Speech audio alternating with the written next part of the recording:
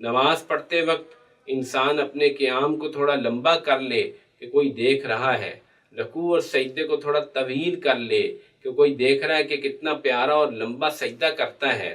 تو اس کے اخلاص کے اندر کمی آ جاتی ہے۔ اگر وہ 100% دکھلاوا کرے تو اس کی نماز ویسے ہی رد کر دی جاتی ہے۔ چنانچہ حدیث میں ہے کہ رب صائم لیس لہ من صیامہ الا الجوع، کتنے ہی روزے دار ہیں جن کو سوائے بھوک پیاس کے کچھ بھی حاصل نہیں ہوتا۔ اس کی مختلف توجیحات کی گئی ہیں، تشریحات کی گئی ہیں۔ ان میں سے ایک یہ بھی ہے کہ ریاکاری کے ساتھ روزہ رکھے تو سارا دن بھوکا پیاسا رہنے کے علاوہ اور کچھ بھی حاصل نہیں ہوگا۔ اسی طرح ساری رات نماز پڑھے لیکن رب قائم لیس لہ من قیامہ الا السحر، سوائے جاگنے کے کچھ بھی نہ ملا کیونکہ اس نے ریاکاری کی، محض دکھلاوے کی نیت کر لی، ساری رات کی محنت برباد ہو گئی۔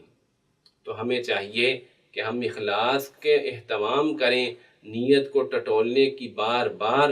مشق کیا کریں، اپنی نیت کو عمل کے شروع میں بھی دیکھیں، درمیان میں بھی دیکھیں اور آخر میں بھی اپنے عمل کی نیت کا جائزہ لیا کریں، اور اپنے آپ کو مخلص نہ سمجھا کریں بلکہ اپنے آپ کو